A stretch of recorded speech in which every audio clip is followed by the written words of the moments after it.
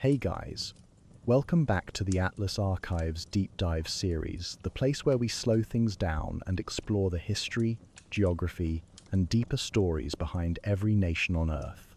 Tonight, our journey brings us to Burundi, one of Africa's smallest countries, yet home to an incredibly rich cultural heartbeat and a landscape that carries centuries of layered history.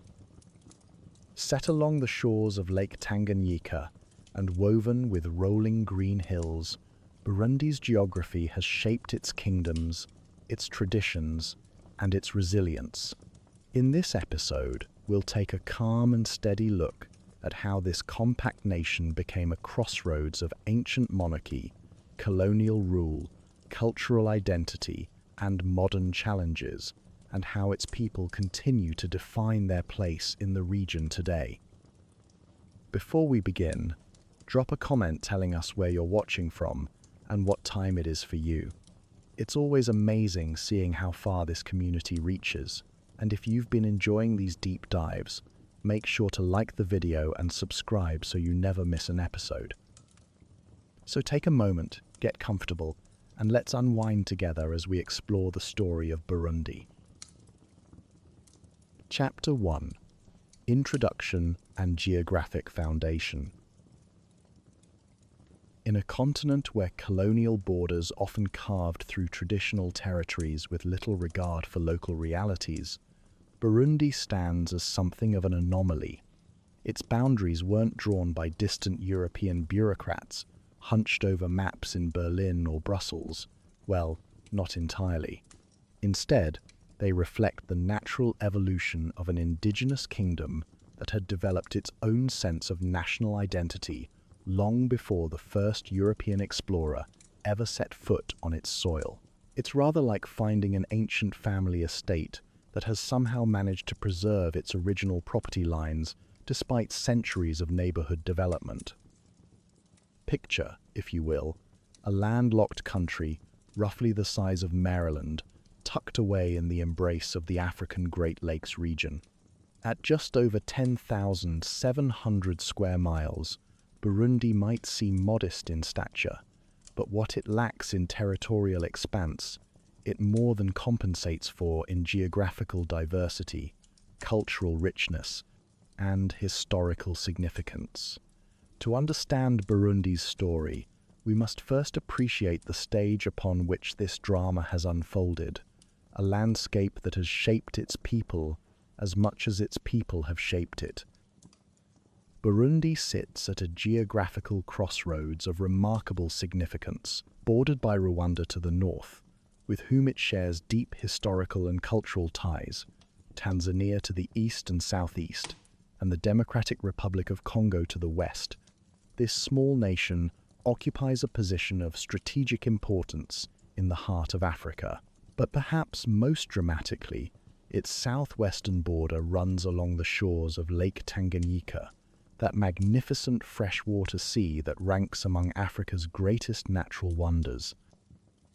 Lake Tanganyika deserves a moment of contemplation. Stretching for nearly 400 miles in length, this ancient body of water holds the distinction of being the world's second deepest lake and the second largest by volume. When you consider that it contains roughly 16% of the world's available fresh water, you begin to appreciate the treasure that graces Burundi's doorstep. The lake formed millions of years ago as part of the Great Rift Valley system, that geological marvel that stretches from Lebanon to Mozambique, where the African continent slowly pulls itself apart at the rate of a few millimeters per year. The Western Rift Valley, also known as the Albertine Rift, provides the dramatic backbone of Burundi's topography. Here, towering mountains and steep escarpments create a landscape of breathtaking beauty and practical challenge. Mount Heha, rising to 8,810 feet above sea level, stands as Burundi's highest peak, its slopes offering commanding views across the rolling highlands that characterize much of the country. From these heights, you can almost imagine the geological forces that shaped this land. the slow dance of tectonic plates that lifted these ancient rocks skyward. The country's topography reveals itself in 4 distinct regions, each with its own character and ecological niche. The Central Plateau, covering the heart of the nation, presents a rolling landscape, averaging around 5,600 feet in elevation. This elevated heartland serves as a natural watershed, giving birth to several rivers including the Ruvi Ironza, which holds the remarkable distinction of being considered the most distant source of the mighty Nile River. It's quite extraordinary to think that a small stream bubbling up from these Burundian highlands eventually flows northward for over 4,000 miles to reach the Mediterranean Sea. Moving eastward, we encounter the Eastern Plateau, where the land slopes more gently downward toward the borders with Tanzania. Here, elevations gradually decrease from the Central Highlands to between 3,500 and 4,600 feet, creating a more subdued landscape of savanna and grassland. The contrast with the dramatic Western mountains is striking. It's as though the country offers a geographical sampler of East African environments within its compact borders. To the north, the northern plateau extends toward Rwanda, maintaining the elevated character that defines much of the Great Lakes region. This area shares geological and cultural connections with its northern neighbor, reflecting the deep historical ties between the two nations. Meanwhile, in the west, the Western Rift Valley creates some of Burundi's most spectacular scenery, with steep mountainous borders plunging toward Lake Tanganyika's shores, some peaks soaring above 8,000 feet. The narrow Imbo Plain deserves special mention as it represents Burundi's lowest lying territory. Stretching southward along the Rusizi River from the Rwandan border through the capital region of Bujumbura and continuing for another 30 miles along Lake Tanganyika's eastern shore, this plain rarely exceeds 3,500 feet in elevation. The Rusizi River itself forms a natural boundary with the Democratic Republic of Congo, meandering through a landscape that has witnessed countless generations of human settlement and activity. Several significant rivers flow through Burundi's landscape, each contributing to the country's complex hydrology. The Ruvubu River, the longest waterway within the country's borders, flows eastward into Tanzania, where it eventually merges with the Kagera River. The Kagera, in turn, forms part of the upper headwaters of the Nile system, creating that remarkable connection between these Burundian highlands and ancient Egypt. The Malagarasi River, meanwhile, holds the distinction of being the longest river flowing into Lake Tanganyika, carrying the waters of Burundi's southeastern regions toward that great inland sea. Burundi's climate reflects its equatorial location tempered by its generally high elevation, a combination that produces what meteorologists call a tropical highland climate. Despite sitting virtually astride the equator, the country enjoys pleasantly moderate temperatures year-round, thanks to the cooling effect of altitude.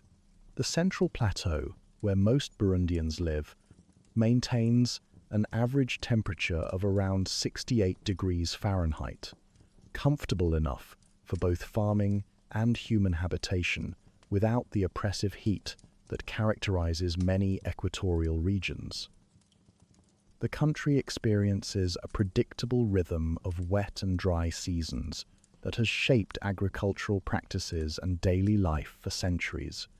The climate can be divided into 4 distinct seasons: a long dry season from June to August, a short wet season from September to November, a brief dry period from December to January, and the main wet season from February to May.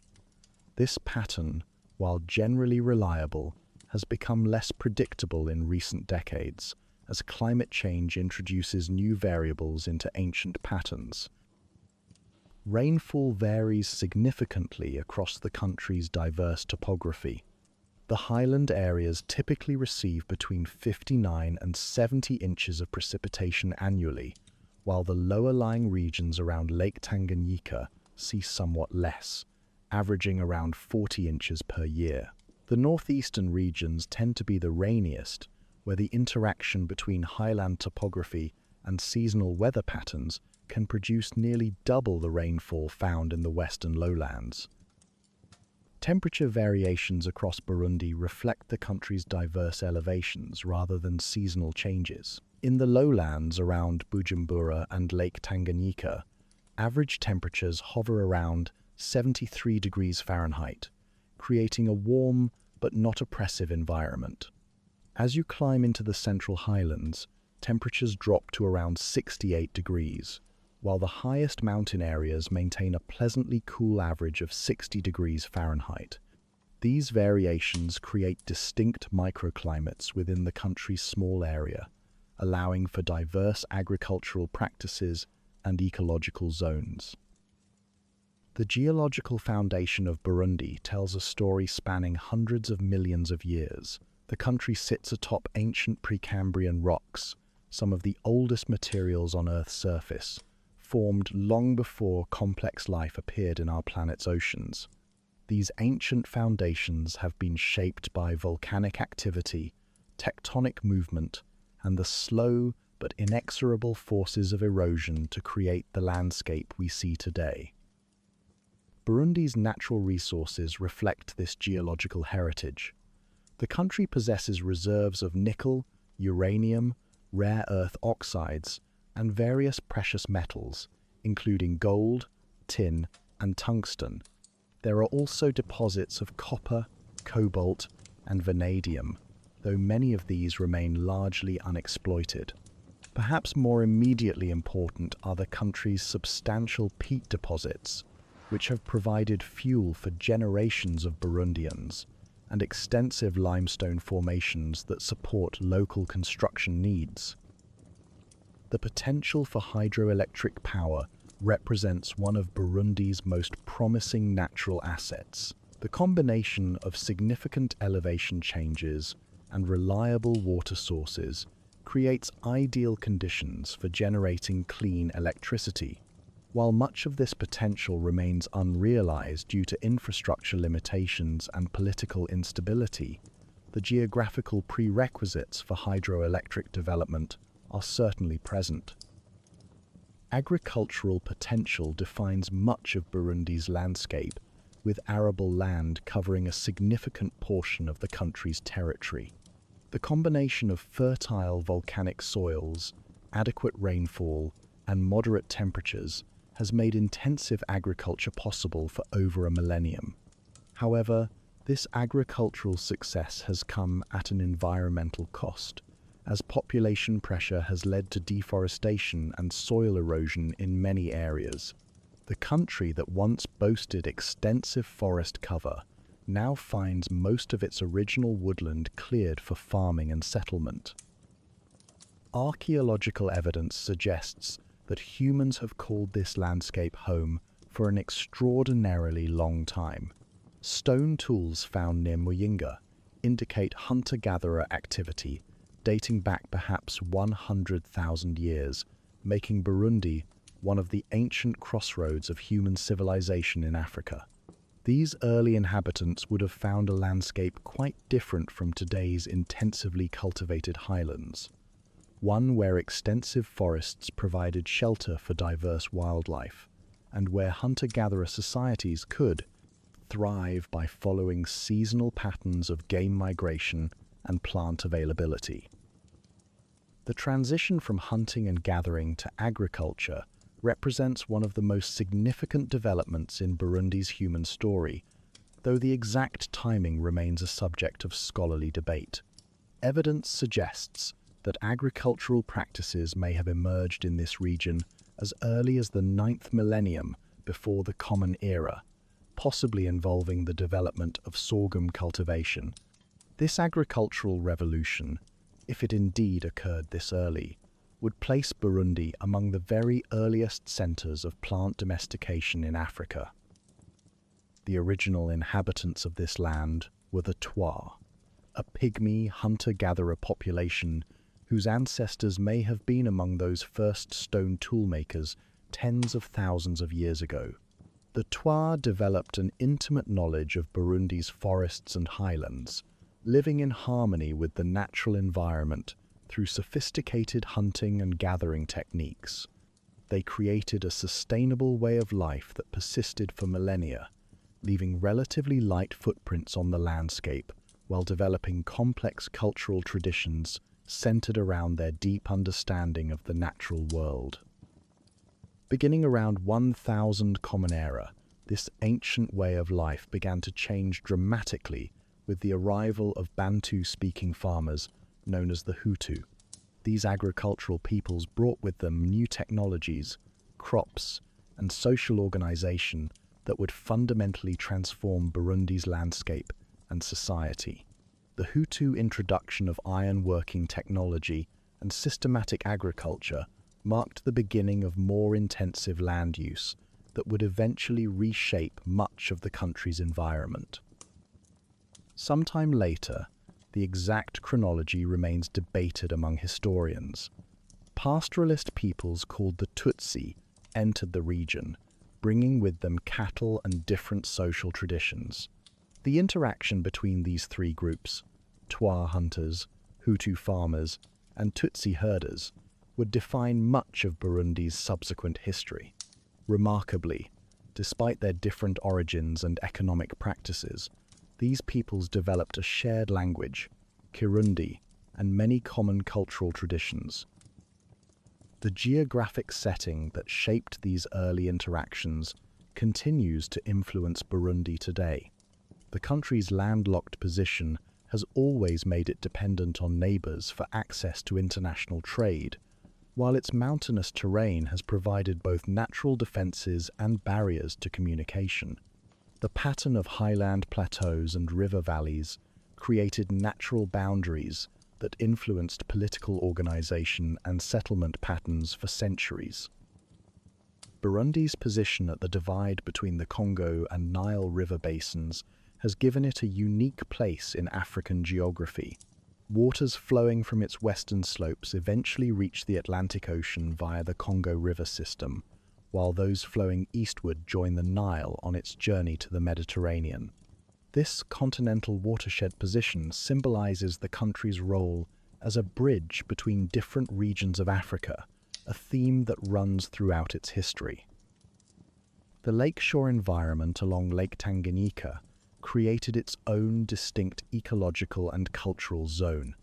The fishing opportunities provided by the lake, the more tropical climate of the lowlands, and the natural harbour at what would become Bujumbura all contributed to different patterns of settlement and economic activity. The lake also served as a highway for communication and trade with communities along its shores, connecting Burundi to wider networks of exchange that stretched across Central and Eastern Africa.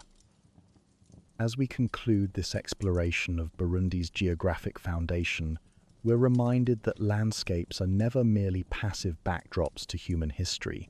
They are active participants in the story. Burundi's mountains and valleys, its rivers and plateaus, its climate and soils have all played crucial roles in shaping the experiences of the peoples who have called this land home. From the earliest hunter-gatherers who tracked game across these highlands, to the farmers who transformed forests into fields, from the herders who brought cattle to these grasslands, to the kingdoms that emerged to organize increasingly complex societies, the geography of Burundi has been both canvas and co-author of a remarkable human story. In our next chapter, we'll explore how these geographical realities contributed to the emergence of one of Africa's most enduring kingdoms, as the Twa, Hutu, and Tutsi peoples developed the complex social and political systems that would define Burundi for centuries to come. The stage is set, the players have taken their positions, and the long drama of Burundian civilization is about to begin. Chapter 2: Ancient Kingdoms and Early History.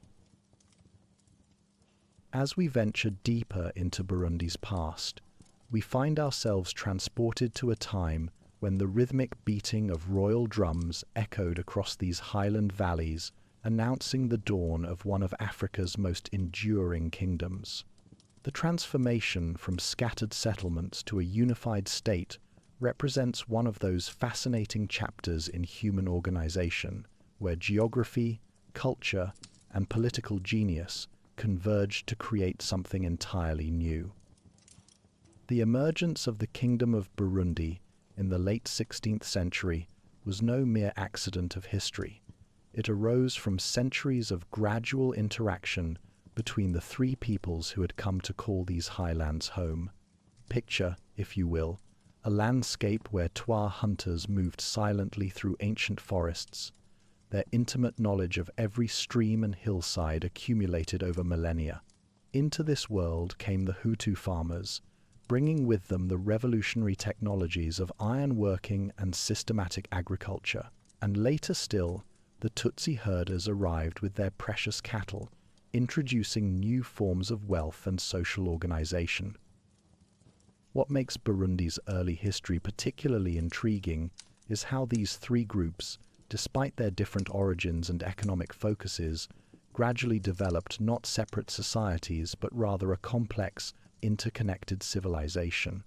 Unlike many parts of Africa where colonial boundaries cut across ethnic lines, Burundi's borders roughly coincided with a cultural and political unity that had developed organically over centuries. It's rather like discovering that a modern neighborhood happened to preserve the boundaries of an ancient village, unusual but deeply meaningful.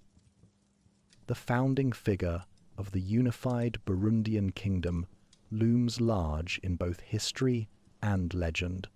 Ntare I Rushatsi, whose full name reads like poetry. Ntare I Kivimira Savuyimba Semunganza Shamba Rushatsi Kambarantama, established his rule around 1675, though the exact dates remain pleasantly shrouded in the mists of time. The very uncertainty surrounding his origins adds to his mystique. Some traditions claim he came from Rwanda to the north, while others, perhaps more reliable, suggest he emerged from the Buha region to the southeast, in what is now Tanzania.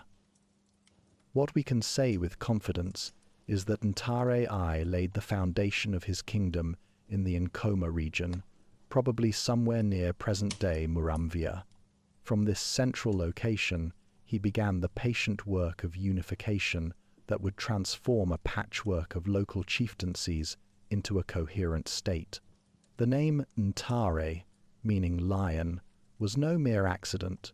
It reflected the courage and strength that his position required in those turbulent times. The kingdom that Ntare established was built upon a sophisticated understanding of both human nature and practical politics. Rather than simply imposing his will through force, he created a system that managed to incorporate all three major ethnic groups while establishing clear lines of authority. The genius of this arrangement lay in its flexibility. It was rigid enough to provide stability, yet flexible enough to accommodate the complex realities of a multi-ethnic society. At the apex of this system stood the Mwami, or king, whose authority was viewed as both political and spiritual. The Mwami wasn't merely a ruler in the modern sense. He was considered the earthly representative of divine order, responsible for maintaining the cosmic balance that ensured prosperity for his people. This semi-divine status wasn't mere propaganda. It reflected a genuine belief system that saw the king as the crucial link between the human and spiritual worlds. But perhaps the most innovative aspect of Burundi's political system was the creation of the Ganwa, a princely class that stood apart from the three main ethnic groups. The Ganwa were the descendants of the royal family, but they occupied a unique position in society. They were neither Tutsi, Hutu, nor Twa, but something entirely separate. This separation was crucial because it allowed the royal family to claim the loyalty of all three groups without being seen as favoring any particular one. Think of the Ganwa as something like constitutional monarchs in a federal system. They possessed real power and authority, but their legitimacy came from standing above the various constituent groups rather than representing any one of them. The Ganwa owned most of the land and served as regional governors, judges, and military leaders. They were the backbone of the kingdom's administration, providing both continuity and flexibility in governance. The relationship between the Ganwa and the common people was formalized through an intricate system called ubugabaya, which developed fully by the mid-18th century. This patron-client relationship was far more complex than simple feudalism. Under ubugabaya, people received protection, land tenure, and often cattle loans from their Ganwa patrons in exchange for tribute, labor, and military service when needed. It was a system that created multiple layers of mutual obligation, binding society together through networks of reciprocal responsibility. What made ubugabaya particularly interesting was its flexibility regarding ethnic boundaries. While the system was hierarchical, it wasn't entirely rigid. A successful Hutu farmer who accumulated wealth and cattle might find himself reclassified as a Tutsi, while a Tutsi who lost his livestock could slide down the social ladder and be considered a Hutu. Social mobility, though limited, was possible for those who understood how to navigate the system. The Tutsis' role as cattle keepers gave them particular prominence in this arrangement, since cattle represented the ultimate form of wealth in pre-colonial Burundi. These weren't just any cattle. They were often magnificent long-horned animals that served as symbols of prosperity, power, and divine favor. Cattle were used in marriage negotiations, religious ceremonies, and as a form of currency for important transactions. The milk they provided was a crucial protein source, while their dung fertilized fields and their presence indicated social status. Yet for all the importance of cattle and the prominence of the Tutsi as herders, it's crucial to understand that this wasn't simply a story of pastoralist domination over farmers. The Hutu, who formed the majority of the population, were not merely subservient agriculturalists. They were the kingdom's economic foundation, producing the grain, beans, sweet potatoes, and other crops that fed the growing population. Many Hutu achieved significant wealth and influence, particularly those who mastered both farming and trading. The Twa, though numerically smallest, occupied their own important niche in this complex society. Their traditional skills as hunters made them valuable not only for providing meat and hides, but also for their knowledge of the natural world. Many Twa became skilled potters, creating the distinctive ceramics that were essential for storing grain and brewing the banana beer that played such an important role in social and religious ceremonies. Their forest wisdom made them natural intermediaries when diplomatic missions needed to travel through difficult terrain. The spiritual life of the kingdom reflected this same complex interweaving of traditions. While each group brought its own religious practices, over time these merged into a shared belief system centered around Imana, the supreme creator deity. Imana was understood to be the source of all good, the eternal provider who watched over Burundi with special care. The saying Imana yi Burundi, Burundi is Imana's country, captured the deep conviction that their land held a special place in the divine order. Alongside Imana, the spiritual world included Kiranga, a powerful spirit who played a central role in agricultural ceremonies and was said to be the brother of the first king. The connection between Kiranga and the royal family reinforced the semi-divine nature of kingship, while also ensuring that spiritual authority remained closely tied to political power. During important festivals like Kubandwa, which celebrated the grain harvest, young men would dress as Kiranga and performed traditional dances that linked the fertility of the land to the legitimacy of the kingdom. Traditional Burundian religion also emphasized the crucial role of ancestors, who were believed to continue influencing the world of the living long after their deaths. Proper respect for ancestors required elaborate burial ceremonies and ongoing rituals to ensure their continued benevolence. This ancestor veneration created another layer of social cohesion, as families and clans maintained their identity partly through shared obligations to deceased relatives. The kingdom's political structure was deliberately decentralized, perhaps reflecting the practical challenges of governing a mountainous territory where communication was difficult and local knowledge was essential. The Mwami ruled from the royal capital, first at Muramvya and later at Gitega, but regional Ganwa princes enjoyed considerable autonomy in their own territories. This arrangement could lead to tensions and succession disputes, but it also provided flexibility and prevented the kind of over-centralization that might have made the kingdom vulnerable to external conquest. Succession to the throne followed a complex cyclical pattern that reflected ancient traditions. The royal names followed a four-part cycle: Ntare, meaning lion, Mwezi, meaning moon, Mutaga, and Mwambutsa. Each new king took one of these traditional names, creating a sense of continuity that connected present rulers to the mythical founders of the dynasty. However, the actual process of choosing successors was often contentious, with different Ganwa lineages supporting different candidates.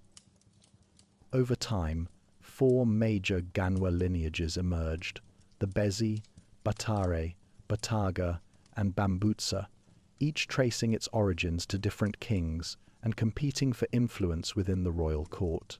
This competition, while sometimes destabilizing, also prevented any single faction from accumulating too much power. It was a system of checks and balances that predated by centuries the political theories that would later emerge in Europe. The kingdom's economic foundation rested on the careful integration of different production systems. The Hutu farmers developed sophisticated techniques for terracing hillsides, allowing them to cultivate steep slopes that might otherwise have been prone to erosion. They grew sorghum, beans, sweet potatoes, and later bananas, creating a diverse agricultural base that could withstand drought or crop failure in any single harvest. The Tutsi herders managed their cattle through carefully planned grazing rotations, moving animals seasonally to take advantage of different pastures while avoiding overgrazing. Trade networks connected Burundi to the wider world of the Great Lakes region. Salt from the shores of Lake Tanganyika was traded for iron tools and luxury goods from the north and east. Burundian beans and grain found markets in neighboring kingdoms, while specialized crafts like basketry and pottery were exchanged for items that couldn't be produced locally. These trading relationships created diplomatic connections that often proved as important as military alliances. The kingdom's military organization reflected its social structure, with the Ganwa serving as commanders while drawing troops from all three ethnic groups. Warriors were organized into age sets that cut across ethnic lines, creating bonds of loyalty that strengthened social cohesion. Military service was both an obligation and an opportunity for advancement, as successful warriors could gain recognition and rewards that elevated their status. Perhaps most remarkably, all three groups spoke the same language, Kirundi, and shared many cultural practices despite their different origins. This linguistic unity was extraordinary in the African context, where most kingdoms encompassed multiple languages and ethnic groups. The shared language facilitated intermarriage, cultural exchange, and political integration in ways that would have been impossible in more fragmented societies. Music and oral tradition played crucial roles in maintaining this cultural unity. The royal drummers, whose thunderous performances could be heard for miles across the hills, weren't merely entertainers. They were the guardians of historical memory and the announcers of royal authority.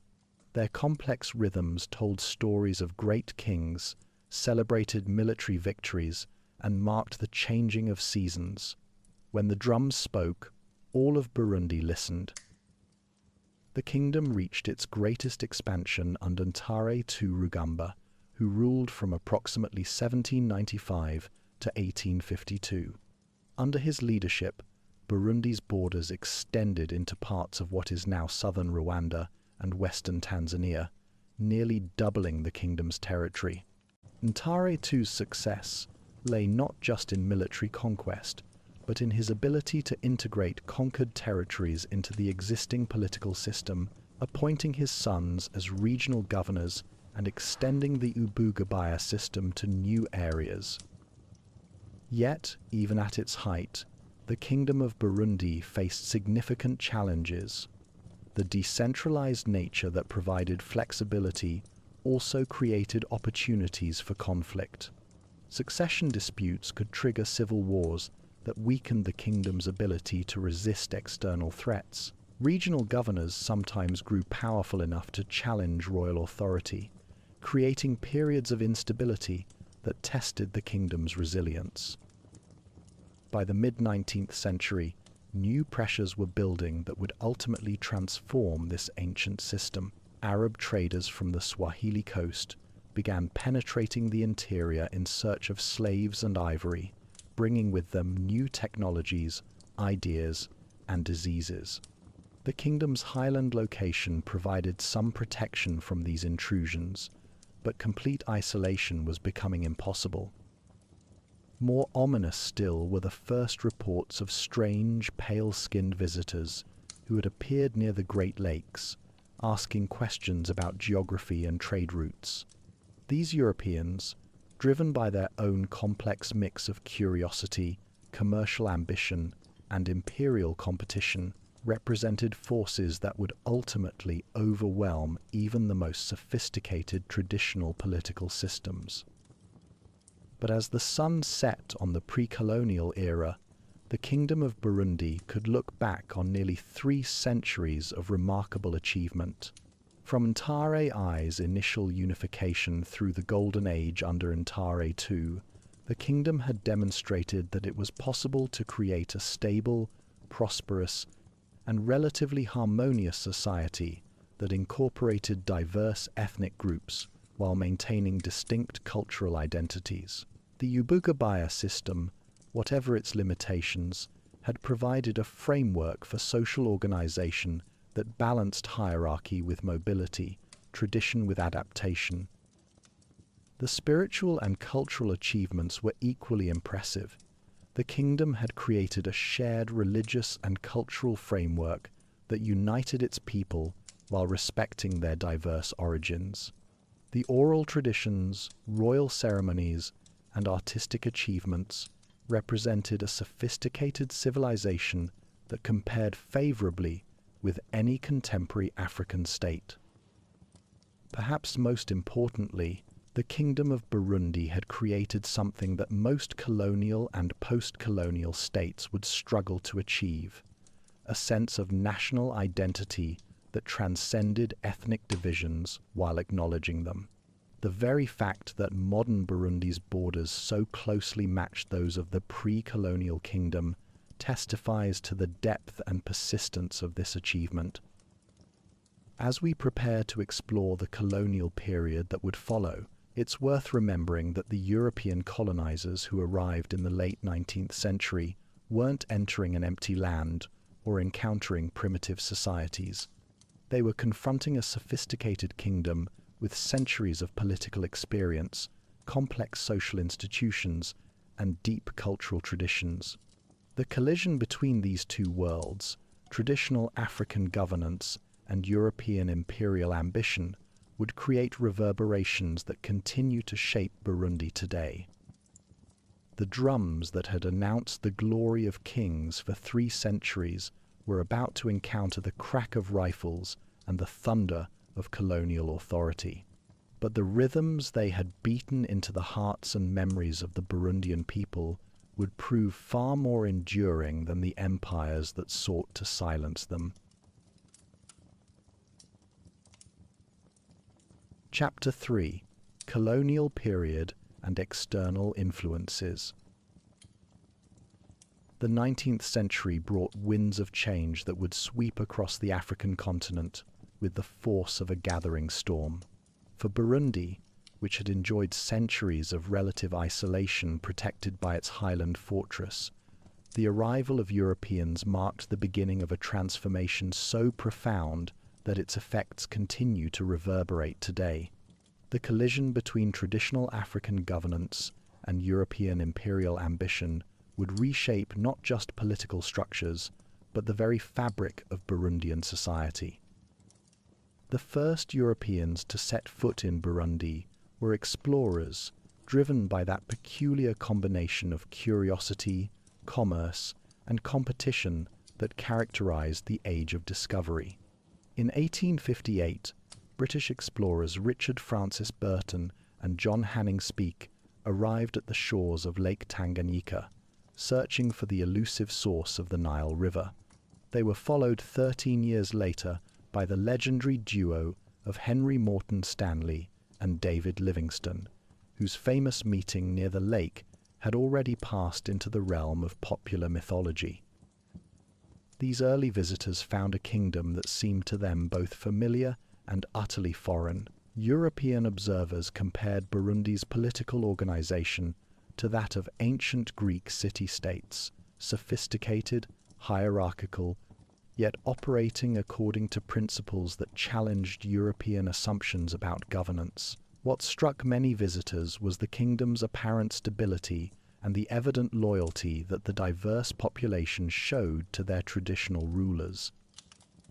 King Mwezi IV Gisabo, who had inherited the throne around 1850, embodied the determined resistance that would characterize Burundi's response to European encroachment. Unlike some African rulers who saw potential advantages in allying with European powers, Mwezi maintained an unwavering opposition to foreign influence. He refused to wear European clothing, blocked missionaries from entering his territory, and treated European administrators with polite but firm resistance. This resistance was not merely symbolic. Mwezi understood that accepting European customs, even in small ways, represented the thin edge of a much larger wedge that could eventually split apart the traditional order he was sworn to protect. His refusal to compromise reflected both personal conviction and shrewd political calculation. He had observed what happened to neighboring rulers who had welcomed Europeans with open arms, only to find themselves reduced to figureheads in their own kingdoms. The European powers, meanwhile, were locked in their own complex game of imperial competition. The 1884 Berlin Conference had carved up Africa on paper, with Burundi falling within the German sphere of influence as part of German East Africa. However, the Germans initially showed little interest in actively governing these highland territories. For the first decade after 1885, German presence in Burundi was largely theoretical, a line drawn on maps in distant European capitals rather than boots on the ground. This changed in 1896 when the Germans established their first military post in Burundi, marking the beginning of more direct colonial involvement.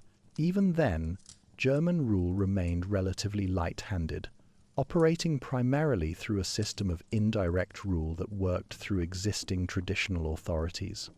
The Germans recognized that the kingdom's administrative structures were sophisticated enough to serve their purposes, provided they could secure the cooperation of the ruling elite. The struggle between King Mwezi and the German colonial administration became a complex dance of resistance and accommodation that lasted over a decade. The turning point came when internal conflicts within the royal family provided the Germans with an opportunity to intervene. Mwezi's son-in-law, Inanga Makonko, entered into negotiations with the Germans, apparently believing he could gain their support for his own political ambitions. The Germans, following a strategy they had perfected elsewhere, initially supported Makonko as a potential alternative to the uncooperative Mwezi. This tactic of backing rival claimants was a common feature of European colonialism. It allowed colonial powers to appear as mediators in local conflicts while actually pursuing their own agenda of political control. However, the relationship between the Germans and Makonko proved short-lived, ending when he was accused of theft and executed by his former European allies. Finally, in 1903, after years of pressure and occasional military action, King Mwezi was forced to accept German suzerainty through the Treaty of Kiganda. This agreement represented a watershed moment in Burundian history, the formal end of complete independence and the beginning of colonial rule. Yet even in defeat, Mwezi had managed to preserve many of the kingdom's traditional institutions and practices. German colonial rule in Burundi was characterized by what might be called benign neglect. Unlike some other African territories where European settlers arrived in large numbers, or where valuable mineral resources demanded intensive exploitation, Burundi remained something of a backwater in the German colonial empire. The territory was administered from Dar es Salaam in distant Tanzania, with only a small number of German officials actually stationed in the country. The Germans did introduce some changes that would have lasting impact. They abolished the traditional barter system and introduced a monetary economy based on rupees and hela, a change that can still be traced in the Kirundi language today, where the word for money, amahera, derives from the German hela. They also brought new crops, including potatoes, whose Kirundi name, Intafanyi, clearly echoes the German kartoffel. Plans were drawn up for improved transportation networks, but these projects were interrupted by the outbreak of World War I, which would fundamentally alter the trajectory of Burundian history. The war transformed the region into a theater of conflict between European powers. Burundi's strategic location near Lake Tanganyika made it valuable territory for both sides. The death of King Mwezi's successor, Mutaga, in November 1915, under mysterious circumstances, added instability to an already volatile situation. With Belgian forces advancing from the Congo, the remaining German administrators abandoned Burundi in spring 1916, marking the end of German rule after barely 20 years. Belgian military occupation began in mid-1916 and would last for 8 years before being formalized through the League of Nations mandate system. The transition from German to Belgian rule represented much more than a simple change of colonial masters. It marked the beginning of a far more intensive and transformative period of European control.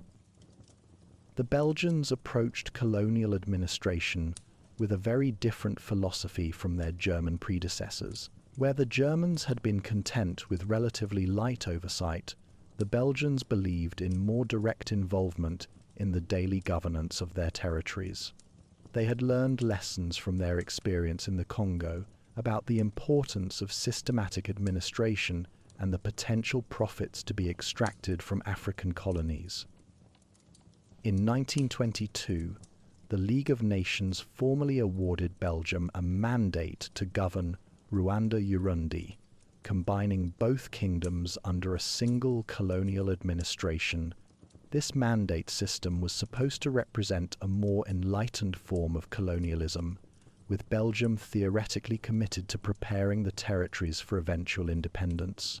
In practice, however, the mandate system simply provided international legitimacy for continued European exploitation. Belgian colonial policy was built around what they called the colonial trinity, a partnership between the state, Christian missions, and private commercial interests. Each element of this trinity played a specific role in the transformation of Burundian society. The state provided administrative framework and coercive power. The missions handled education and cultural transformation, while private companies managed economic exploitation and resource extraction.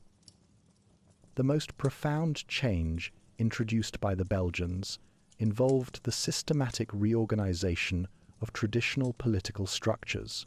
In the late 1920s, the Belgians implemented major administrative reforms that eliminated most traditional chiefs and sub-chiefs, concentrating power in a much smaller number of Belgian-appointed officials working through a carefully selected group of African collaborators. This went hand in hand with the systematic transformation of fluid social categories into rigid ethnic identities.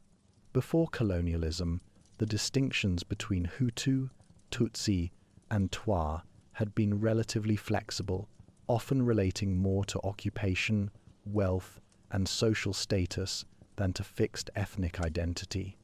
A successful Hutu farmer could become considered Tutsi through wealth accumulation, while a Tutsi who lost his cattle might be reclassified as Hutu. The Belgians, influenced by the racial pseudoscience popular in early 20th century Europe, viewed these social categories through the lens of what historians call the Hamitic hypothesis.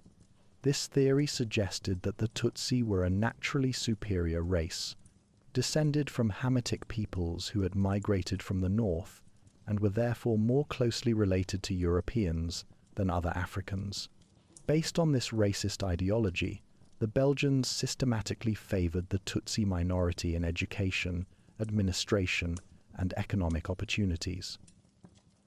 The introduction of mandatory identity cards in the 1930s formalized these ethnic distinctions in ways that would have tragic consequences for decades to come. Every Burundian was required to carry a card identifying them as either Hutu, Tutsi, or Twa, with classification based on Belgian interpretations of physical characteristics, cattle ownership, and family history. This system transformed what had been flexible social categories into permanent ethnic markers that could not be changed.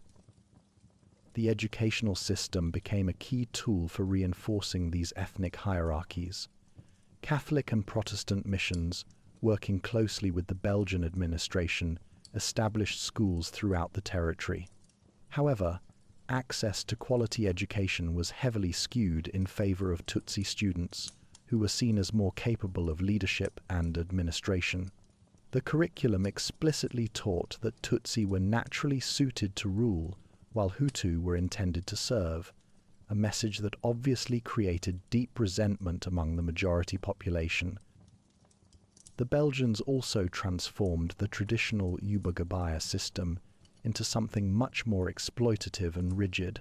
While the pre-colonial patron-client relationships had provided mutual benefits and some degree of social mobility, the colonial version became a mechanism for extracting labor and resources from the African population for the benefit of European interests.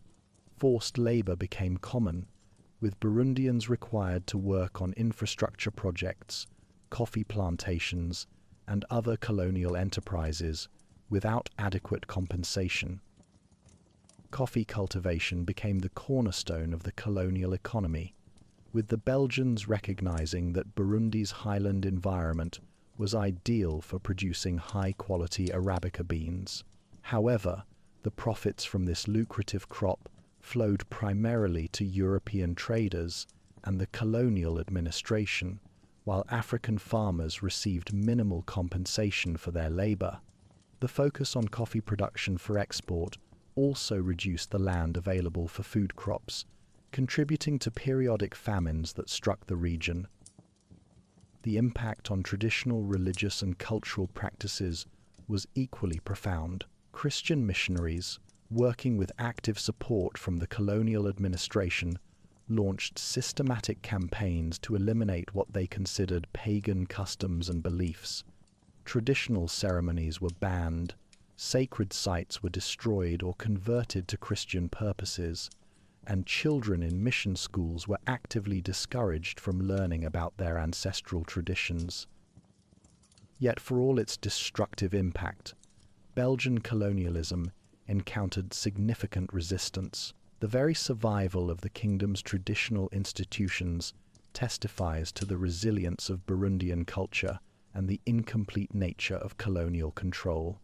Many Burundians maintained their traditional beliefs alongside Christianity, creating syncretic religious practices that preserved elements of pre-colonial spirituality while adapting to new circumstances.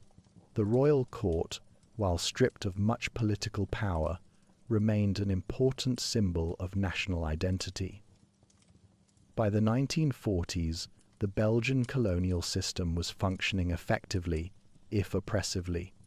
A small Tutsi elite had been created through preferential access to education and administrative positions, while the vast majority of the population remained trapped in poverty as subsistence farmers or laborers. The traditional chiefs who had survived the administrative reorganizations found themselves reduced to implementing Belgian policies rather than representing their people's interests. However, the very success of Belgian educational policies began to create conditions for their own eventual overthrow. The small group of educated Africans produced by mission schools included individuals who would become the leaders of the independence movement. World War II marked another turning point, weakening European prestige and creating new expectations among Africans who served during the war. After the war, the UN trusteeship system replaced the mandate system, theoretically placing greater emphasis on preparing territories for independence. The winds of change were blowing across Africa by the 1950s as colonial powers found themselves increasingly challenged by independence movements throughout the continent. The successful independence of Ghana in 1957 and the growing strength of anti-colonial movements in neighboring territories created new pressures on Belgian rule. Even more significantly, the Rwandan Revolution that began in 1959 demonstrated that the ethnic divisions fostered by colonial rule could explode into devastating violence. Belgium's response to these pressures was to accelerate the process of political reform while still hoping to maintain control over the pace of change. In 1959, they finally legalized political parties and began preparing for elections.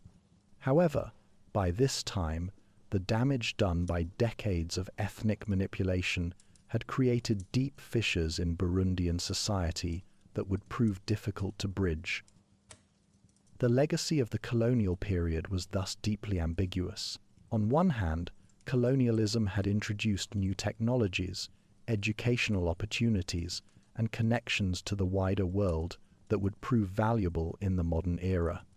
On the other hand, it had systematically undermined traditional institutions, created artificial ethnic divisions, and established patterns of exploitation and inequality that would persist long after independence.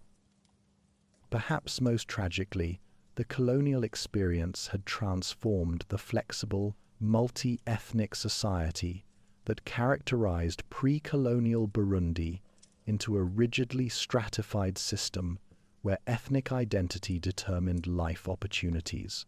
The patron-client relationships that had once bound different groups together in mutual obligation were replaced by hierarchies based on racial theories imported from Europe. As the 1950s drew to a close, Burundi stood on the threshold of independence, but it was a very different society from the one that had existed before the arrival of the first German administrators. The traditional kingdom's borders had been preserved, and many of its institutions had survived, but the social fabric had been rewoven according to European patterns that privileged some while marginalizing others. The drums that had once announced the glory of kings now competed with church bells and the sounds of colonial modernity.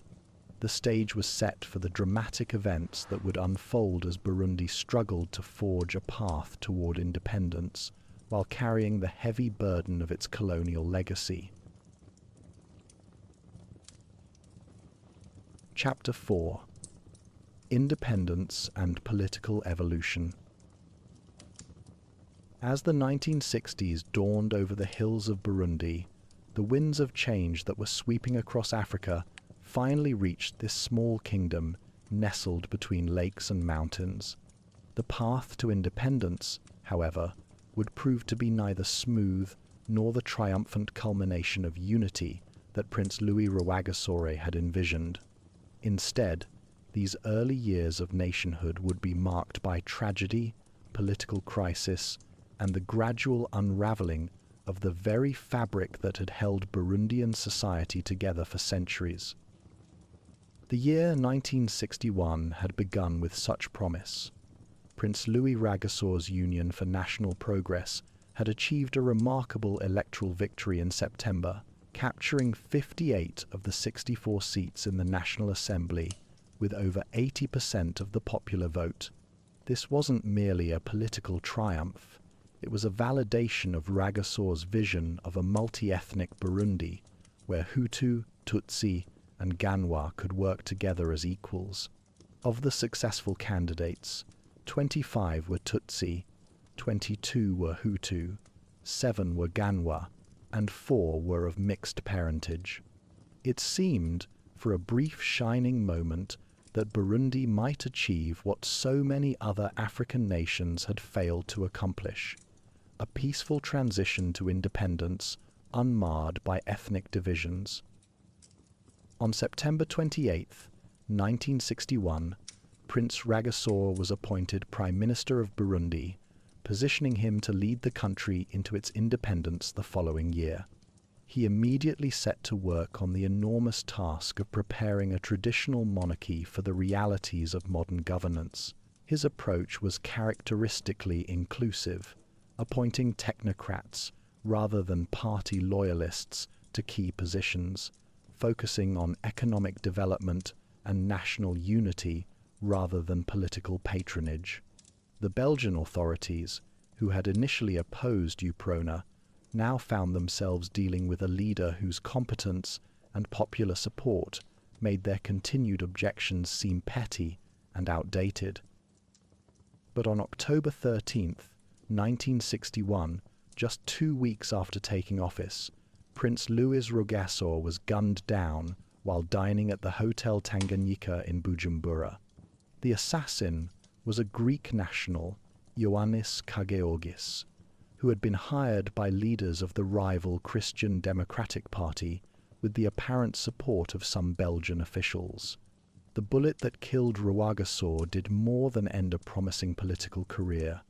It shattered Burundi's best hope for achieving the ethnic harmony that had always been more aspiration than reality. His wife, who had been in the hospital giving birth to their son just hours earlier, would never see her husband alive again. The impact of Rwagasore's assassination cannot be overstated. Within UPRONA, the careful balance he had maintained between different factions immediately began to collapse. Two competing groups emerged: the so-called Casablanca faction, dominated by Tutsis and oriented toward China and socialist policies, and the Monrovia faction, led primarily by Hutus and leaning toward the West or maintaining neutrality. Without Rwagasore's unifying presence, these ideological and ethnic divisions that he had worked so hard to transcend began to resurface with a vengeance. André Muhirwa, a Tutsi, was chosen to succeed Rwagasore as Prime Minister, with Pierre Nkurunziza, a Hutu, serving as Deputy Prime Minister and Minister of Finance. It was an arrangement that looked good on paper, maintaining the ethnic balance that Rwagasore had championed, but the underlying tensions were growing stronger by the day. The fear inspired by the revolution in neighboring Rwanda, where Hutu had violently overthrown the Tutsi monarchy between 1959 and 1961, cast a long shadow over Burundian politics. Every political move, every appointment, every policy decision was now viewed through the lens of ethnic competition. Despite these growing tensions, Burundi officially achieved independence on July 1, 1962. The ceremonies in Bujumbura were appropriately solemn and celebratory, with King Mwambutsa IV reviewing the troops of the newly formed Burundian National Army and delivering a speech calling for all Burundians and foreign technicians to work together in a common effort to make this Burundi peaceful, hard-working, prosperous, and perfectly happy country. On September 18th, the new nation joined the United Nations, taking its place among the community of independent African states. The new Kingdom of Burundi was established as a constitutional monarchy, with King Mwambutsa IV as head of state, but with significantly more limited powers than under Belgian rule. The constitution attempted to enshrine ethnic balance principles, requiring equal representation of Hutus and Tutsis in government. However, this admirable goal proved increasingly difficult to maintain as political pressures mounted. By 1963, Prime Minister Muhirwa's government had resigned amid growing instability. King Mwambutsa, concerned about factionalism within UPRONA, appointed Pierre Nkurunziza as Prime Minister on June 18th, making him the first Hutu to hold the office since independence. Nkurunziza announced a program focused on bread and peace, including initiatives to preserve the coffee economy and appeals for national unity. Cold War pressures complicated matters further, with the Casablanca faction developing ties to China, which supported communist rebels in neighboring Congo. Fearing a Chinese-sponsored coup, King Mwambutsa dismissed Prime Minister Albin Nyamoya in January 1965 and again appointed Nkurunziza to form a government. On January 15th, after announcing his cabinet, Nkurunziza visited his wife at Prince Regent Charles Hospital, where she had just given birth. As he left the hospital that evening, a gunman shot him in the back, killing him instantly. The assassin was identified as Emmanuel Butera, a Rwandan Tutsi refugee with alleged connections to the American embassy. Some historians suggest American officials suspected Nkurunziza of communist sympathies due to his government's China links, though this remains unproven. The assassination of Pierre Nkurunziza sent shockwaves throughout Burundi. For the second time in less than 4 years, the country had lost a promising leader to an assassin's bullet. The similarities to Prince Rwagason's murder were impossible to ignore. Both men had been advocates of national unity who transcended ethnic divisions, and both had been killed at moments when their leadership might have steered the country towards stability and reconciliation. King Mwambutsa immediately dissolved parliament and called for new elections, hoping that a fresh mandate might help stabilize the political situation, but the damage had already been done. Nkurunziza's assassination further inflamed ethnic tensions, with many Hutus convinced that there was a conspiracy to prevent them from exercising real political power.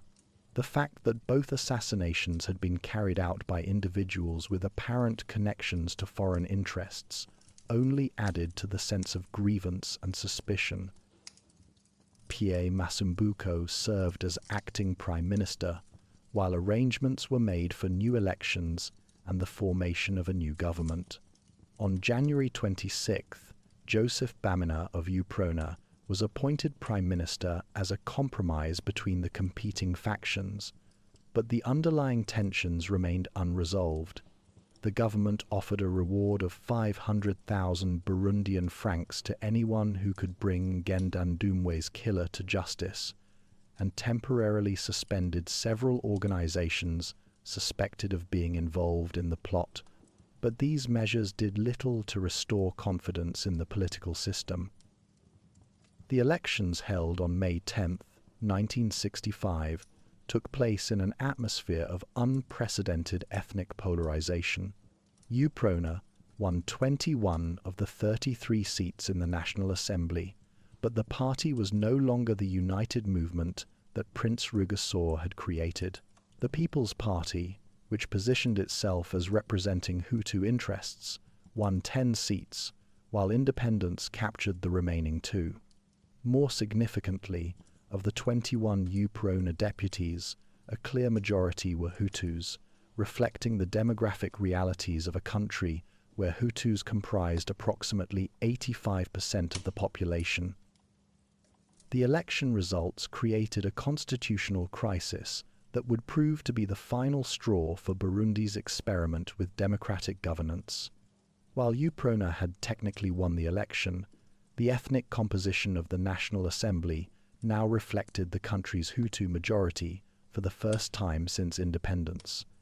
Hutus held 23 of the 33 seats, and they naturally expected that one of their number would be appointed prime minister. King Mwambutsa, however, had other ideas. Concerned about the increasingly ethnic character of Burundian politics and influenced by Tutsi advisors who feared that Hutu political dominance might lead to a repetition of the violent upheavals that had occurred in Rwanda, the king chose to disregard the election results. Instead of appointing a Hutu prime minister, he selected his personal secretary, a Tutsi prince named Leopold Biha, to head the government. The appointment was announced on October 13, 1965, exactly 4 years to the day after Prince Rwagasore's assassination. The symbolism could hardly have been more inflammatory. To many Hutus, the king's decision represented a fundamental rejection of democratic principles and ethnic equality. They had won a clear majority in the elections, yet they were being denied the fruits of their victory by what they saw as a Tutsi conspiracy to maintain power regardless of popular will. The parallel to Rwanda, where Hutus had eventually overthrown the monarchy through violent means, was lost on no one. On the night of October 18, 1965, a group of approximately 120 Hutu officers from the army and gendarmerie launched a desperate coup attempt. Their targets were the royal palace and the residence of Prime Minister Biha. The rebels, led by officers who had been marginalized since the earlier political crises, hoped to overthrow the monarchy and establish a Hutu-dominated republic along the lines of what had been achieved in Rwanda.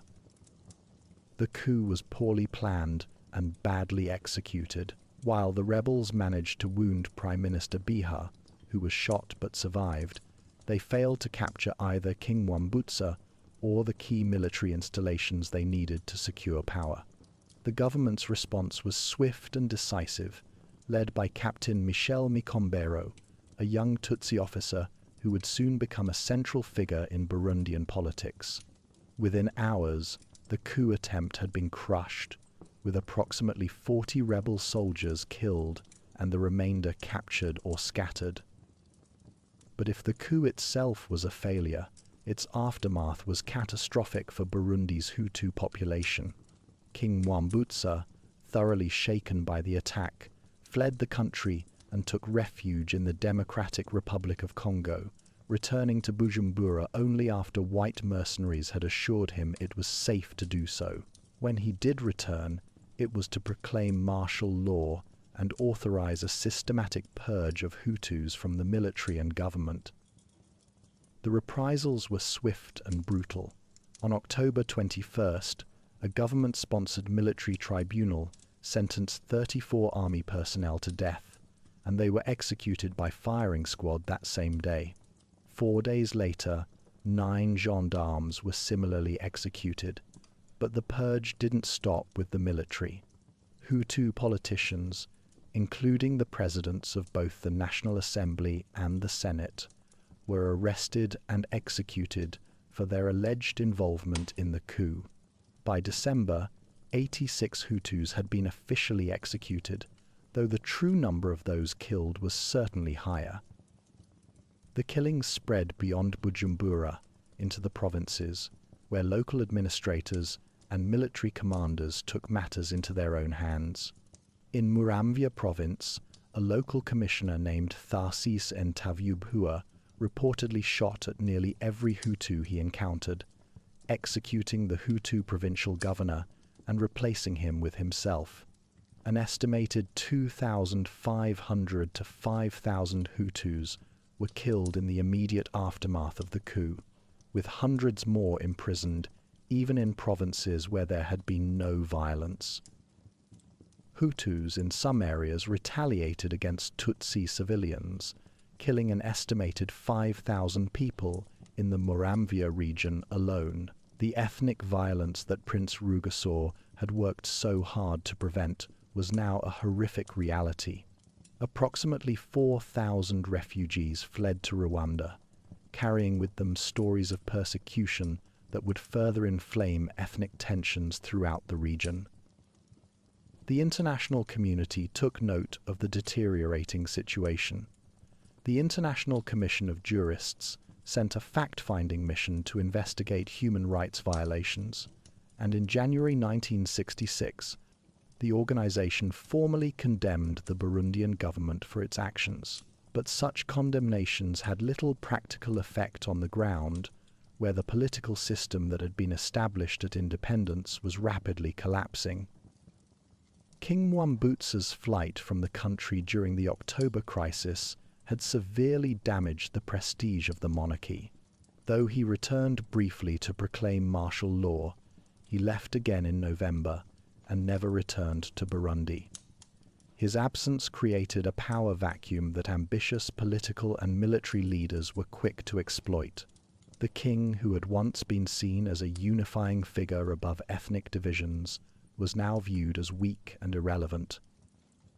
On July 8, 1966, King Mwambutsa was formally deposed by his own son, Prince Charles Ndadaye, who took the throne as King Ndadaye V. The young monarch, barely 18 years old, immediately appointed Captain Michel Mikombero as Prime Minister, hoping that the military officer who had saved the government during the October coup might be able to restore stability. Prince Ndadaye was formally crowned as King Ndadaye V on September 1, 1966, but his reign would prove to be even shorter than his father's post-independence rule. Mikombero, now firmly in control of both the military and the government, had little patience for the niceties of constitutional monarchy. In November 1966, he suspended the constitution, dissolved parliament, and on November 28th, overthrew King Ndadaye V in a military coup. The monarchy that had existed for centuries was formally abolished, and the Republic of Burundi was proclaimed with Mikombero as its first president. The new regime immediately established the National Revolutionary Council as the supreme governing authority and confirmed UPRONA as the country's only legal political party, though it was now an UPRONA very different from the inclusive movement that Prince Rwagasore had created. Under Mikombero's leadership, the party became a vehicle for Tutsi domination, particularly for the Hima subclan from Bururi province in the south, to which Mikombero himself belonged. Thus ended Burundi's brief experiment with constitutional monarchy and democratic governance. In just 4 years, the country had transformed from the hopeful multi-ethnic coalition that achieved independence to a military dictatorship based on ethnic exclusion. The dream of unified Burundi transcending traditional divisions had died with Prince Rwagasore, and subsequent events confirmed that ethnic rivalry and political ambition were stronger than democratic ideals. The tragedy was not merely political but deeply human. Thousands died not for crimes committed, but because of their ethnic identity. The culture of impunity established during these years would cast a long shadow over Burundian politics for decades. As Micombero consolidated power, few could imagine the greater horrors ahead: the systematic exclusion of Hutus, militarization of ethnic differences, and increasing radicalization had created conditions that would inevitably explode into genocidal violence. The international community, focused on larger global dramas, paid little attention to this small landlocked republic. This neglect proved costly, as the patterns of violence and exclusion established during independence would spiral into some of Africa's worst 20th century atrocities. Yet lessons remained about democratic fragility, ethnic politics' dangers, and inclusive leadership's importance, reminders of how quickly a newly independent nation's hopes can transform into nightmare realities. Chapter 5: Conflict, Crisis, and Reconciliation. The establishment of the First Republic under Michel Micombero in November 1966 marked the beginning of what would become one of the darkest chapters in Burundian history. As the last vestiges of traditional monarchy disappeared into memory, a new form of governance emerged, one that would be defined by military rule, ethnic exclusion, and cycles of violence that would haunt the small nation for decades to come. The young captain who had saved the government during the October coup attempt now found himself the absolute ruler of a traumatized country, wielding power with an iron fist that would soon be stained with blood. Micombero's rise to power represented more than a simple military coup. It was the triumph of a particular vision of Burundian society. Born in Rutovu, in the southern province of Bururi, Micombero belonged to the Hima subclan of the Tutsi ethnic group, a community that would come to dominate Burundian politics for the next 3 decades. Unlike the traditional Ganwa aristocracy that had ruled for centuries, or even the educated Tutsi elite who had participated in the independence movement, Micombero's faction represented a more militant approach to ethnic relations and governance. The new president immediately consolidated power through military-controlled institutions. The National Revolutionary Council, composed of officers, replaced the elected parliament. UPRONA was transformed from Prince Rwagasaw's multi-ethnic party into an instrument of single-party rule bearing little resemblance to its original ideals.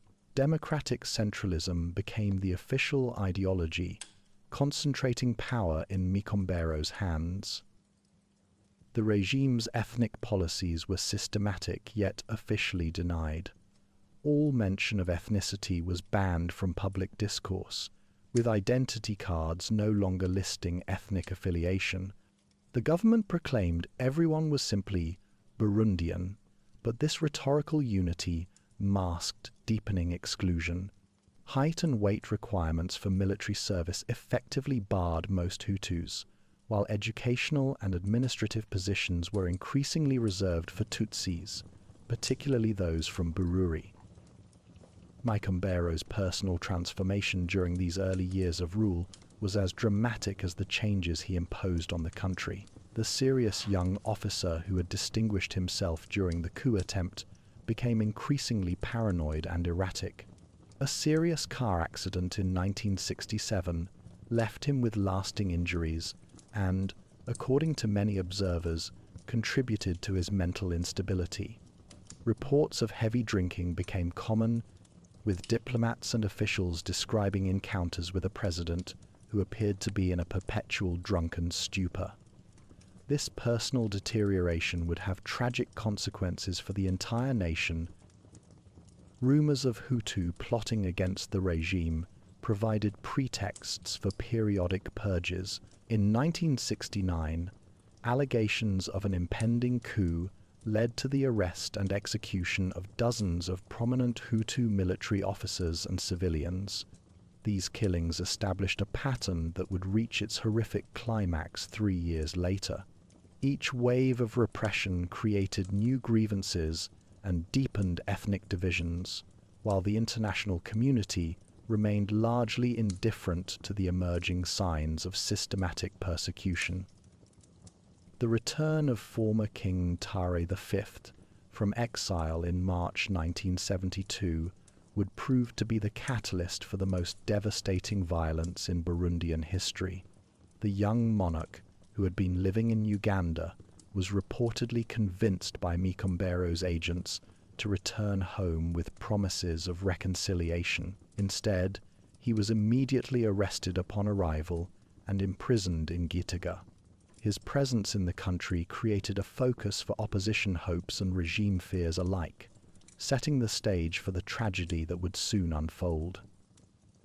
On April 29, 1972, Hutu insurgents launched coordinated attacks across southern Burundi, targeting Tutsi civilians and government installations. The rebellion, poorly planned and equipped, had little chance of success against the well-armed National Army. But the insurgents' decision to massacre Tutsi civilians, men, women, and children who had no connection to government policies, provided Micombeiro with the pretext he needed for a response that would dwarf the original violence in its scope and brutality. Within hours of the uprising's outbreak, former King Ndadaye V was murdered in his prison cell, reportedly on Micombeiro's direct orders. The symbolism was unmistakable. If even royalty could be eliminated without consequence, no one was safe. What followed became known as the Ikiza, the Scourge, a systematic campaign targeting not just rebels, but virtually every educated Hutu in the country. The killing was methodical and comprehensive. Schools and universities were raided, students and teachers, identified as Hutu, systematically executed, government offices were purged, churches offered no sanctuary, priests and parishioners were dragged from sacred ground to face death. Time magazine reported that virtually any Hutu who can write his own name or afford a hut with a corrugated iron roof instead of a thatched one was being murdered. The targeting devastated an entire generation of Hutu leadership. Teachers, civil servants, students, all were swept away, leaving Hutu society traumatized and leaderless. The Revolutionary Youth Rwagasore, originally Prince Rwagasore's legacy organization, became a paramilitary force serving as auxiliary to the army during the killing campaign. International reaction to the slaughter was muted at best. The Organization of African Unity, committed to principles of non-interference in member states' internal affairs, remained silent. The United Nations provided humanitarian assistance only after the worst killing had subsided. Even when the American ambassador, Thomas Patrick Melody, reported to Washington that the government appeared to be engaged in an official policy of selective genocide, the international community failed to respond with meaningful pressure or intervention. By August 1972, when the killing finally subsided, conservative estimates suggested that between 100,000 and 150,000 people had died, though some observers put the figure as high as 300,000. Approximately 75% of educated Hutus had been eliminated.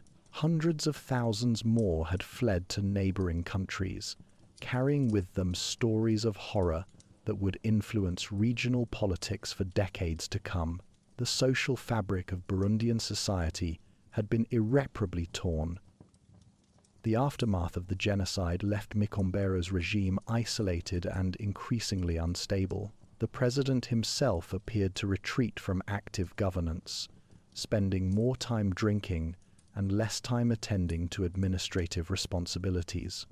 The economy, never strong to begin with, struggled under the weight of international isolation and the loss of much of the country's educated workforce. Corruption flourished as regime loyalists sought to enrich themselves while they still could.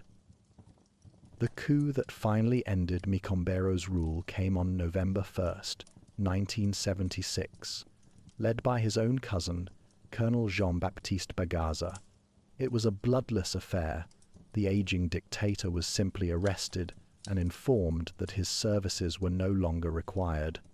After a brief period under house arrest, he was allowed to go into exile in Somalia, where he would die of a heart attack in 1983.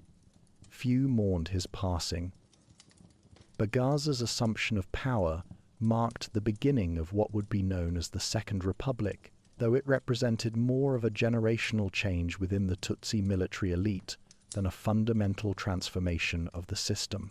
Born in the same Bururi province as his predecessor, Bagaza was also Hima Tutsi, but he belonged to a younger, more educated generation of officers who understood that some reforms were necessary to stabilize the country and restore its international reputation.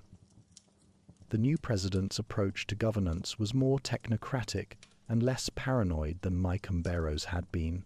Anti-corruption campaigns were launched, and there were genuine efforts to modernize the country's infrastructure and economy. 2 hydroelectric dams were constructed, providing much-needed electrical power.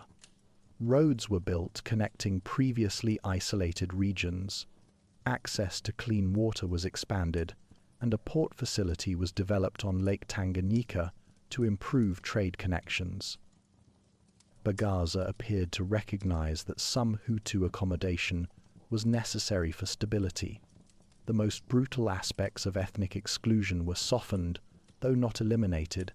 Some Hutu refugees from the 1972 genocide were allowed to return, and token government positions became available to Hutus. The feudal Ubugerawa land system was abolished, with some redistributed land made available to Hutu farmers. However, these reforms were largely cosmetic. Real power remained concentrated in Tutsi hands. In 1981, Bagaza promulgated a new constitution that formalized Burundi's status as a one-party state under UPRONA leadership. Presidential elections held in 1984 produced the predictable result. Bagaza was re-elected with 99.6% of the vote, running as the only candidate. The appearance of normalcy masked the reality of continued authoritarianism and ethnic exclusion. The most controversial aspect of Bagaza's rule emerged in the mid-1980s with his increasingly aggressive campaign against the Roman Catholic Church. In a country where approximately 65% of the population was Catholic, this policy would prove to be politically disastrous. Bagaza appears to have viewed the church as a competitor for popular loyalty and a potential source of support for Hutu aspirations. Foreign missionaries were expelled, church services were banned, Catholic media was shut down, and religious leaders were arrested and tortured. The anti-clerical campaign reached absurd heights with the closure of 87 churches, including Gitega Cathedral, and restrictions on traditional ceremonies such as weddings and funerals. Burundians were told how much money they could spend on betrothal ceremonies and how long they could spend mourning their dead. Bar opening hours were restricted, and various other eccentricities were imposed that seemed designed more to assert state control over daily life than to serve any rational policy purpose. These policies created opposition that transcended ethnic lines. Even many Tutsis, who had supported the regime's security-focused approach to governance, began to question a leadership that seemed determined to alienate the population. The economic costs of international isolation, combined with growing domestic unrest, created conditions that were ripe for another military intervention. The end came on September 3, 1987, while Bagaza was attending a Francophone summit in Quebec, Canada. Major Pierre Buyoya, Bagaza's own cousin, and another Hima Tutsi from Bururi province, led the bloodless coup that removed the president from power. When Bagaza attempted to return to Burundi, he found the airport closed and himself refused entry to Kenya. Like his predecessor, he was forced into exile, eventually finding refuge in Libya. Buyoya's rise to power represented yet another generational change within the narrow Tutsi military elite, but it also coincided with growing awareness that cosmetic reforms were no longer sufficient to address Burundi's fundamental problems. Regional developments, particularly the ongoing conflicts in neighboring countries, made it clear that ethnic exclusion and authoritarian rule were recipes for continued instability and violence. The new president immediately moved to reverse some of the most unpopular policies of his predecessor. Restrictions on the Catholic Church were lifted, hundreds of Hutu political prisoners were released, and a few high-ranking Tutsi officials were actually prosecuted for corruption, unprecedented steps that suggested a more serious commitment to reform. Most significantly, for the first time in years, the government officially acknowledged the existence of ethnic divisions in the country. However, the underlying structure of Tutsi military dominance remained intact. Buyoya himself was another Hema from Bururi, and the Military Committee for National Salvation that he established to govern the country was composed entirely of Tutsi officers, most of them also from the southern regions. The pattern of military coups followed by promises of reform, cosmetic changes, and eventual replacement by yet another military strongman seemed likely to continue indefinitely. As the 1980s drew to a close, Burundi remained trapped in cycles of violence and authoritarianism that seemed immune to resolution. The fundamental contradictions between minority rule and majority aspirations had never been addressed, only managed through varying combinations of repression and co-optation. The international community, distracted by larger Cold War concerns and respectful of African sovereignty norms, had shown little inclination to pressure for meaningful democratic reform. The legacy of this period, 2 decades of military rule punctuated by genocide and systematic discrimination, would cast a long shadow over Burundi's future. An entire generation of Hutus had grown up with no memory of meaningful political participation, while Tutsi communities had been indoctrinated with fears of majority rule that made compromise seem impossible. The patterns of violence, exclusion, and impunity established during these years would prove remarkably durable, surviving multiple attempts at political transition and democratic reform in the decades that would follow. Chapter 6: Modern Burundi and Future Prospects. The late 1980s brought the first glimmers of hope that Burundi might finally break free from its cycles of military rule and ethnic violence. When Pierre Buyoya assumed power in September 1987, he represented a new generation of leaders who understood that cosmetic reforms were no longer sufficient to address the country's fundamental problems. The winds of change sweeping across Africa in the post-Cold War era, combined with growing international pressure for democratization, created an opening for genuine political transformation that had not existed since independence. Buyoya's initial moves suggested a real commitment to reform.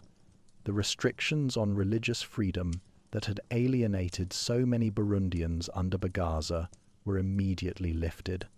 Hundreds of Hutu political prisoners were released from detention. Most significantly, for the first time since the 1960s, the government officially acknowledged the existence of ethnic divisions in the country, a crucial step toward addressing the grievances that had fueled decades of violence and exclusion. The tragic events of August 1988 would test the new president's commitment to reform in the most dramatic way possible. In the northern provinces of Ntega and Marangara, long-simmering tensions exploded into violence when local Hutu populations attacked Tutsi civilians, killing several hundred people. The government's response followed the familiar pattern. Army units were deployed to restore order, but their retaliation was swift and brutal. An estimated 15,000 to 20,000 Hutus were killed in the aftermath, while 50,000 more fled across the border to Rwanda. What made this incident different from previous massacres was Buyoya's response. Rather than denying that anything had happened or justifying the killings as necessary for security, the president established a commission of national unity to investigate the violence and recommend reforms. The commission's report, published in 1989, acknowledged the reality of ethnic discrimination and recommended fundamental changes to address historical grievances. It was the first time a Burundian government had officially admitted that ethnic exclusion was a central problem requiring systematic solutions. The Commission's recommendations formed the basis for Burundi's first serious attempt at democratization since independence. A new constitution was drafted that established multi-party democracy, guaranteed human rights protections, and created institutions designed to ensure ethnic balance in government. When the constitution was submitted to voters in March 1991, it received overwhelming approval, 90% support, in a referendum that international observers certified as free and fair. For the first time in 30 years, opposition political parties were permitted to organize and compete for power. The most significant of these was the Front for Democracy in Burundi, known by its French acronym FRODEBU, which emerged as the primary vehicle for Hutu political aspirations. Led by a soft-spoken banker named Melchior Ndadaye, FRODEBU positioned itself as a democratic alternative to the military-dominated UPRONA party that had ruled since the coup of 1966. Ndadaye himself embodied the hopes of democratic transformation. Born into a Hutu family in 1953, he had experienced firsthand the limitations imposed by ethnic exclusion, but had managed to build a successful career in banking through his own talents and determination. During the dark years of the 1970s and 80s, he had quietly advocated for human rights and democratic reform, earning imprisonment for his courage in speaking out against the 1988 massacres. When presidential elections were held in June 1993, the campaign was marked by a civility and tolerance that surprised international observers.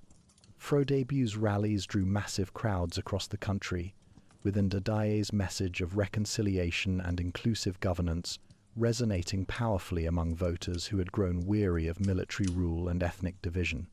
Most remarkably, the campaign was conducted almost entirely without violence, a stark contrast to the atmosphere of fear and intimidation that had characterized Burundian politics for decades.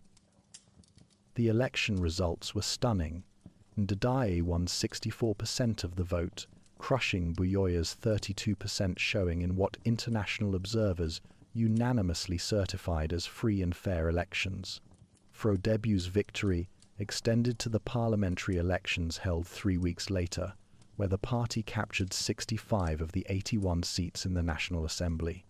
For the first time since independence, Burundi would have a democratically elected Hutu president governing with a Hutu parliamentary majority.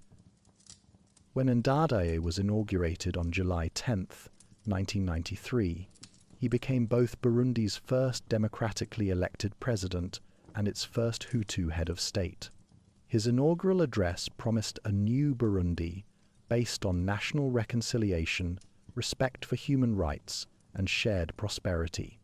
True to his campaign promises, he appointed a balanced cabinet that included both Hutu and Tutsi ministers, with a Tutsi woman, Sylvie Kinigi, serving as prime minister. He also established a Council of National Unity comprising 15 Hutus and 15 Tutsis to advise him on ethnic concerns. For exactly 100 days, it seemed as though Burundi might finally have found a path towards sustainable democracy and ethnic reconciliation. Ndadaye moved carefully, consulting widely before making major decisions and working to build confidence among nervous Tutsi communities. His administration began reviewing some of the more egregious contracts and concessions approved by previous governments, but always through legal channels and with compensation for affected parties.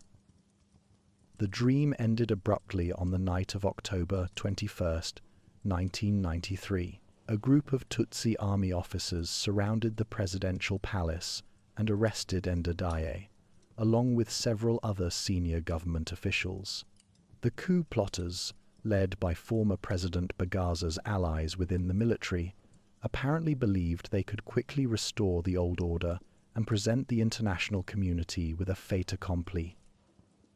Instead, they triggered the worst violence in Burundian history since the 1972 genocide. News of Ndadaye's arrest spread rapidly through radio broadcasts, sparking spontaneous uprisings by Hutu civilians who saw their democratic victory being stolen. The violence that followed was horrific and indiscriminate. Hutu mobs attacked Tutsi civilians throughout the country, while Tutsi militias and army units retaliated with equal brutality. Within days, thousands were dead, and tens of thousands more had fled across the borders into neighboring countries. The coup itself failed when international pressure forced the plotters to release their prisoners, but the damage had already been done. On the morning of October 22nd, Ndadaye and his companions were found dead in the courtyard of the military compound where they had been held. The officially announced cause of death was injuries sustained during an escape attempt, but few believed this explanation. The assassination of Burundi's first democratically elected president had shattered the fragile consensus that had made democratic transition possible. What followed was 12 years of civil war, claiming an estimated 300,000 lives and displacing more than 1 million people. Multiple Hutu rebel groups emerged, most significantly the National Council for the Defense of Democracy and its armed wing, the Forces for the Defense of Democracy, CNDD-FDD.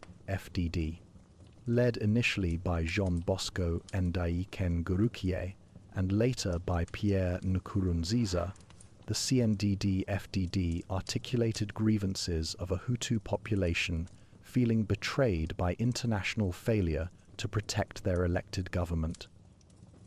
Regional dynamics complicated the civil war beyond Burundi's borders. The 1994 Rwandan genocide brought hundreds of thousands of refugees into Burundi, including armed groups using refugee camps as bases for attacks back into Rwanda. Both Rwandan and Congolese governments became involved, supporting different factions as part of their own regional strategies, evolving the domestic crisis into a proxy war reflecting broader Great Lakes instability. International efforts to resolve the conflict culminated in the Arusha Peace and Reconciliation Agreement, signed in August 2000, after 2 years of negotiations facilitated by former Tanzanian President Julius Nyerere and former South African President Nelson Mandela. The agreement established a comprehensive framework for power sharing based on ethnic quotas, with specific provisions requiring that no single ethnic group could hold more than 60% of government positions or military commands. The Arusha Accords represented a remarkable achievement in conflict resolution, but implementing them proved far more difficult than negotiating them. Several key rebel groups, including the main CNDD-FDD faction led by Nkurunziza, initially refused to participate in the peace process. It would take several more years of fighting, combined with sustained international pressure and inducements, before all the major armed groups finally agreed to lay down their weapons and participate in democratic politics. When elections were finally held in 2005, they produced a result that few had anticipated. The CNDD-FDD, having transformed itself from rebel movement to political party, won a decisive victory that gave them control of both the presidency and parliament. Pierre Nkurunziza, a former physical education teacher and football coach who had become one of the rebellion's most effective commanders, was elected president by the two chambers of parliament in accordance with the transitional arrangements established at Arusha. Nkurunziza's early years brought genuine achievements that gave Burundians hope. Infrastructure destroyed during civil war was rebuilt with new roads, schools, and health clinics. Free primary education dramatically increased enrollment rates. Maternal and infant mortality declined as healthcare access expanded. Most importantly, the government maintained ethnic balance in key institutions as required by Arusha. The military was reformed to include former rebels alongside government troops, creating a truly national army that enjoyed broad public support.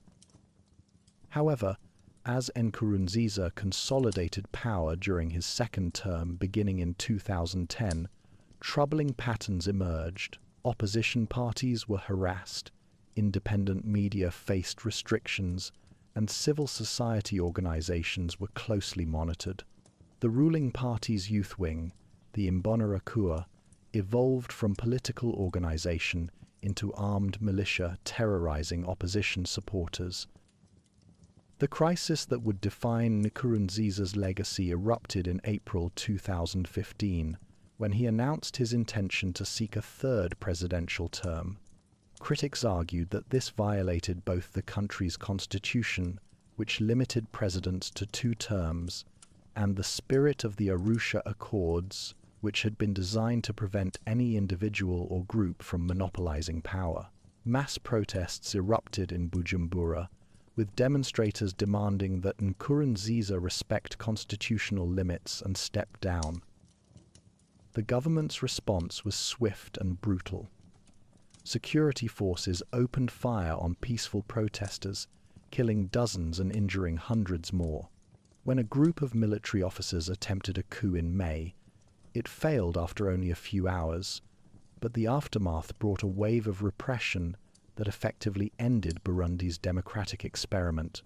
Thousands of opposition supporters were arrested, tortured, or killed. Independent radio stations were destroyed. Civil society organizations were banned or forced underground. International efforts to mediate the crisis proved largely ineffective. Regional leaders, preoccupied with their own security concerns, were reluctant to pressure Nkurunziza too strongly. The African Union and United Nations issued statements of concern but took little concrete action to address the deteriorating situation. European and American sanctions had limited impact on a government that had already learned to operate with minimal external support. Nkurunziza won his controversial third term in elections that were widely dismissed as neither free nor fair, with most opposition parties boycotting the process entirely. His final years in office were marked by increasing isolation, both domestically and internationally. The economy stagnated as investors fled and international aid was suspended. Brain drain accelerated as educated Burundians sought opportunities elsewhere, creating a vicious cycle that undermined the country's development prospects. The unexpected death of Nkurunziza in June 2020, just weeks after elections that brought his chosen successor to power, marked the end of one of the most consequential and controversial presidencies in Burundian history. Evariste Ndayishimiye, a former general who had served as the ruling party's secretary-general during some of its worst excesses, inherited a deeply traumatized and divided country. Ndayishimiye's early months in office suggested a more pragmatic approach to governance than his predecessor had shown in his final years. Some political prisoners were released, Restrictions on civil society were partially lifted, and there were tentative efforts to improve relations with neighboring countries. However, the fundamental structures of authoritarian rule remained largely intact, and reports of human rights violations continued to emerge from opposition strongholds. As Burundi approaches the 62nd anniversary of independence, the country remains caught between hope and despair. The natural beauty of this land of 1,000 hills endures, and the resilience of its people continues to inspire. Yet cycles of violence and exclusion have proven remarkably resistant to change, surviving multiple attempts at democratic transition. The lessons of Burundi's troubled democratic journey are sobering. Even with genuine reformist leadership, international support, and popular demand for change, forces of ethnic division and authoritarian control proved capable of undermining democratic institutions. The greatest tragedy remains how close Burundi came to sustainable peace during those 100 days when Melchior Ndadaye governed with wisdom and restraint. His vision of a new Burundi, based on ethnic reconciliation and shared prosperity, remains as relevant today as 3 decades ago, waiting for future leaders with the courage to pursue it.